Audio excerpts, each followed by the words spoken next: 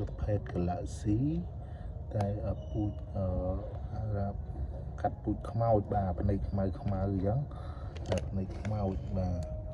អាហ្នឹងកាចណាបាទចឹងយកទៅជុលគ្នាហ្នឹងគឺវាហ្នឹងប្រភេទគាត់ថាលះហៅខំសាហាវបាទចូលចិត្តតែនិយាយថាពេលជុលគឺវាខំសកាគេយកតែម្ដងបាទប្រភេទកូនត្រីបង្កាត់របស់ពេជ្រតតយបាទចឹងឃើញថាអាយុវាប្រហែលជាមួយខែដែរតែមិនឃើញសូវធំទេបាទសារការថែទាំយើងមិនសូវបានល្អហ្មងចឹងវានៅទូចបាទអរគុណបាទ